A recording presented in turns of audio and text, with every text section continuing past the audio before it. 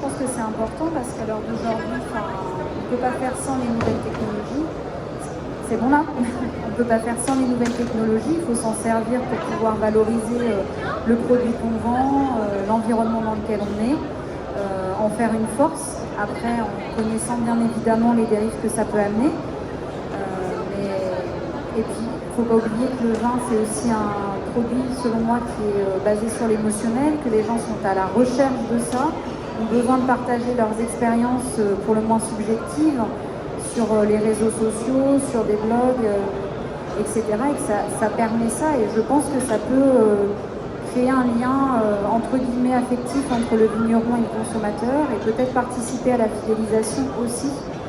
La personne, enfin moi la première, quand j'ai des nouvelles régulièrement des vignerons que je suis, j'ai l'impression un peu d'être ambassadrice de leur vin et il y a un lien particulier qui se crée.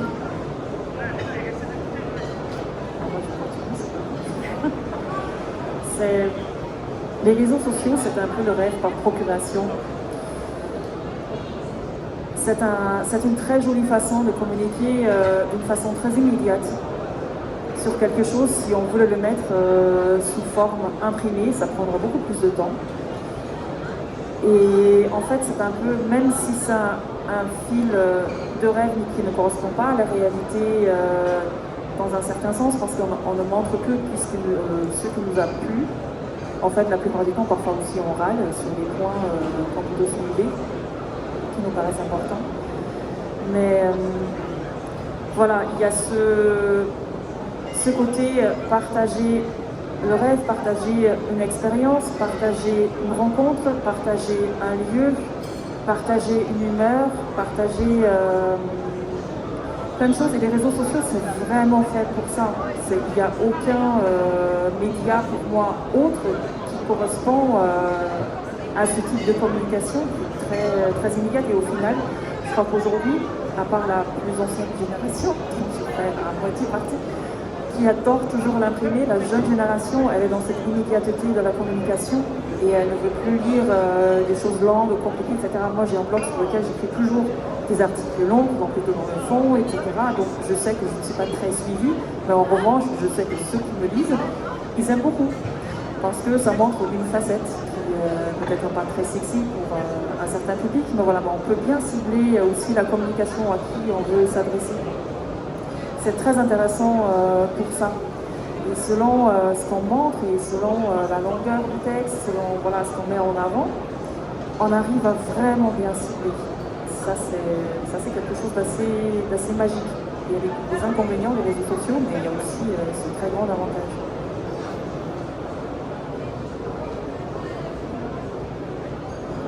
Moi, j'aime bien ce qu'il écrit, cette peinture, c'est bien.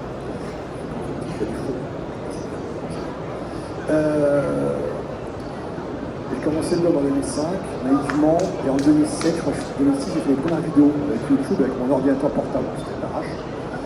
Et c'est vrai qu'on met en avant des vignerons que j'aimais bien, et en fait le blog, c'est pas le blog qui devient influence, c'est Google qui met. Donc moi j'ai cette chance d'avoir en fait, quand je mets un vigneron en avant, sur un article sur le blog, il va pas avoir le buzz. Le buzz est apporté par les réseaux sociaux, mais c'est éphémère, ça tombe tout de suite. Moi j'ai le souvenir de vignerons qui ne voulaient pas être filmés, alors je me foutais, j'ai fait des canons sympas, c'était pas beau moment, je crache un peu, mais. Et ils ne s'en rendaient pas compte en fait. Et bien plus tard aussi c'est fou parce qu'on ne se rend pas compte, et en fait il y a plein de gens qui viennent, ils pensent cette vidéo là parce qu'ils ont vu la tête du bonhomme. Et en plus l'article qui est derrière, c'est un vrai truc, mais c'est pas le buzz en fait, c'est juste dans la continuité, parce que quand on tape le nom du vigneron sur internet, on prend un livre, boum, il y a l'article, il y a la vidéo. Et donc un blog c'est ça en fait. Et le réseau social n'est qu'un complément. Il ne peut pas être que le complément, enfin que c'est pas possible. Donc c'est le blog qui enracine tout ça, et ensuite c'est le réseau social qui permet en fait d'aller plus loin et qui est un complément. Ça c'est important en fait. Et c'est vrai que souvent il y a beaucoup de problèmes, réseau social, et on fait tellement qui doit voir des choses. N'oubliez pas que le blog, quand il est bien référencé, parce qu'il est ancien, parce qu'il y a des contenus, tout ça de qualité, c'est ça qui joue. Et là on peut couper avec le réseau social. Attention, on n'a pas donné trop d'importance en fait au réseau social. C'est bien, c'est pour moi. Mais c'est vrai que ça peut aider pour qu'on débute, pour être lu. Et quand votre blog n'est lu que par les réseaux sociaux, c'est les 5 qui sont là que c'est le même public qui est touché. Dommage. En fait, il faut s'ouvrir, il faut ouvrir le blog en fait. Lors du dernier Vinocamp qu'on avait fait à Avignon, on avait une des tables rondes qui était autour des podcasts. Et je pense que ça rejoint assez bien la question que vous évoquez, qui est celle de différents formats sur Internet. On se rend compte que les réseaux sociaux, en effet, nous permettent de pousser des articles de fond, des formats plus long format.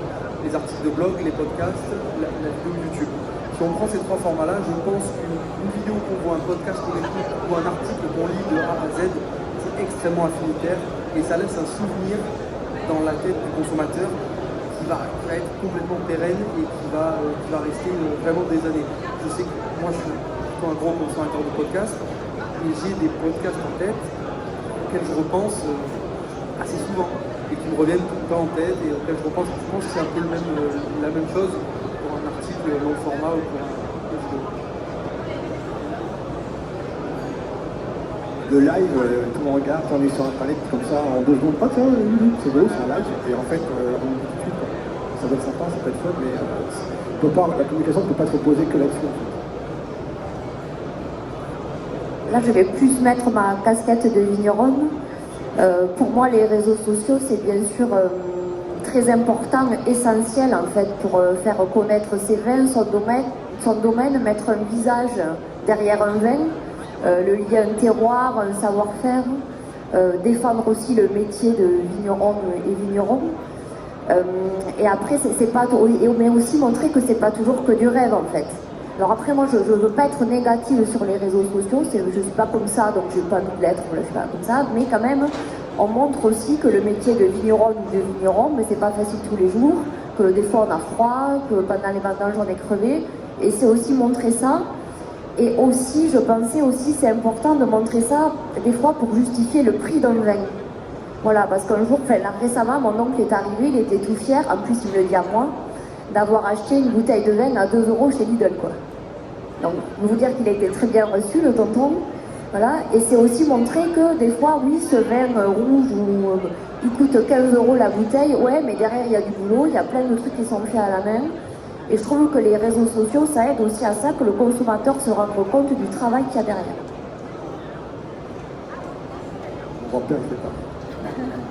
Et 22 €, c'est fait les conversant pas, il est content, et après il va voir sa cuisine, il prend le petit verre de rosé à 2 balles.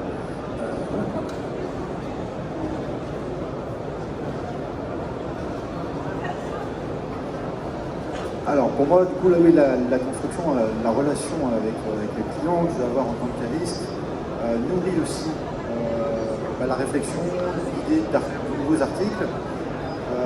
Après, sans le réseau social, sans Instagram, sans Twitter, sans Facebook, on se retrouve vite à communiquer qu'avec des gens qu'on connaît déjà personnellement.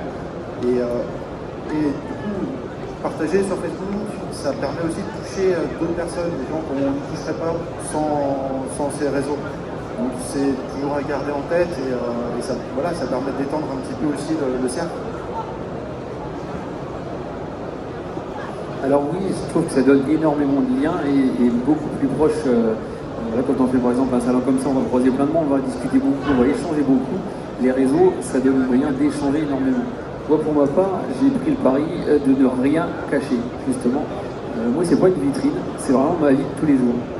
Et alors, j'ai pas de blog, par contre, YouTube, moi, me permet toutes les semaines d'expliquer un sujet précis et de casser les codes un petit peu, de dire, regardez, c'est comme ça à la maison.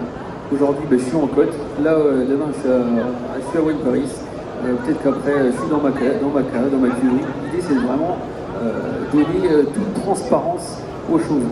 Et je trouve que ça, tout le consommateur, ou en tout cas l'aficionados, il va avoir envie de venir vous voir. Parce qu'à un moment donné, quand vous ouvrez les portes de chez vous, les portes même qui va vous montrer la vinification et tout du A à Z. De toute façon, on n'a rien à cacher, il n'y a pas de secret polichinelle. Et ça, quand on l'inclut vraiment, quand on ouvre les portes, lui, il a l'impression de vivre une histoire aussi. Et croyez-moi, chez les plus jeunes qui vont arriver, les réseaux, alors Instagram, c'est de la folie pour les jeunes. Alors pas Snapchat, les réseaux. Mais voilà, du coup, ça aide vraiment. Et je pense à donner un petit bout de culture viticole aux jeunes générations qui arrivent.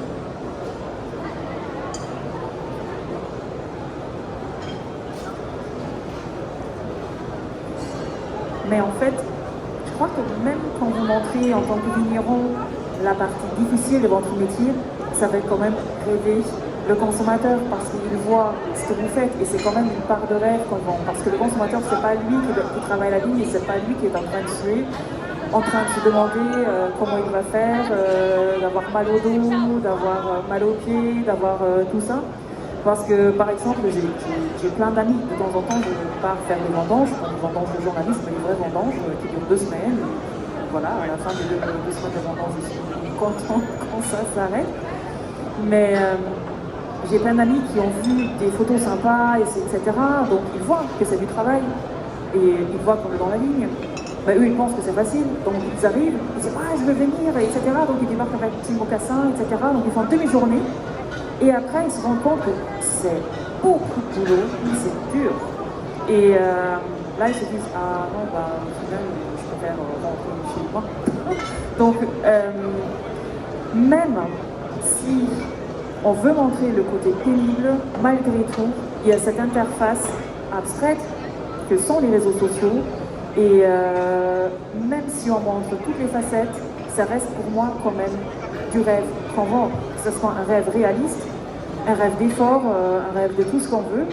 Tant que les gens n'ont pas eux-mêmes mis la main à la pâte, ils ne sauront pas ce que c'est en fait en expérience la vie d'un vigneron dans son vignoble, dans son chai, avec toutes les difficultés que ça comprend. Donc Mais parce qu'en fait, ça s'inscrit dans le temps. C'est vrai que c'est pas sur une année viticole qu'on peut jouer de ça, mais par contre, quand vous avez... Alors moi, je prends pas du tout d'un blog, je suis pas très écrit, par contre, j'aime m'exprimer justement en vidéo, mais quand je vais avoir 5-6 ans de vidéos derrière, je pense qu'à un moment donné, on aura donné la valeur aux choses, et celui qui ne sait pas ce que c'est qu'une vendange en champagne, il le saura. Parce qu'à un moment donné, on va ouvrir tout. Et s'il l'a vu 2-3 fois, mais souvent c'est comme ça, mais lui on teste, mais lui les vignes s'en battent, mais il faut montrer, alors qu'un blog effectivement on explique, on peut expliquer les mots, à un moment donné ça a plus de portée, mais les images, et à un moment donné quand en plus vous faites intervenir des gens de chez vous, de l'équipe, des gens qui viennent régulièrement, qui reviennent d'une année sur l'autre, vous allez illustrer vraiment les choses, vous ne pouvez pas mieux. Moi je trouve que la vidéo c'est un très bon moyen, à condition que ce soit effectivement bien fait. Je trouve que c'est un très bon moyen et je rejoins Audrey. Donner de la valeur aux choses, ça c'est hyper important. Deux points aussi que vous voulez aborder. Je pense que la première chose, c'est que le rêve, je pense que c'est une tendance même générale de connaître comment les produits sont faits. Je vais m'inclure là-dedans, je pense que les millennials, en dessous, on est assez content de manger un fromage dont on sait qu'il a été fait dans tel champ, par telle personne, de telle manière. Donc je pense qu'il y a une pédagogie, enfin les plus jeunes, les nouvelles générations ont envie d'en découvrir plus, de savoir comment c'est fait, est-ce que c'est homemade, comment c'est aussi. La première chose c'est une tendance générale. Et la deuxième, je pense qu'il y a aussi sur les réseaux sociaux un effet de pédagogie auprès de nos propres communautés. C'est-à-dire qu'on amène nos propres communautés à en savoir de plus en plus et à être de plus en plus éduqués. En tout cas, je le vois, voilà, sans qu'ils cherchent l'info, ouais, complètement. Et je le vois sur la vallée du Rhône. Quand je suis arrivé en 2017, on avait des communautés qui étaient fortes et qui étaient assez éduquées. Mais on a réussi à ramener de nouveaux publics d'un côté et en même temps à les éduquer un petit peu plus. Et là, cette année, on va être de moins en moins dans l'image inspirationnelle, le méridien avec un hamburger ou avec le plateau de charcuterie, parce qu'on sait que ça marche. On va être plus dans la pédagogie autour des cépages, de la vinification, des moments de... Donc je vois même à l'échelle de la vallée du Rhône, on arrive à éduquer aussi nos propres communautés. Donc je pense qu'il y a une envie d'en savoir plus et puis une montée en puissance des communautés. il y a un mot qui me vient à l'esprit, storytelling.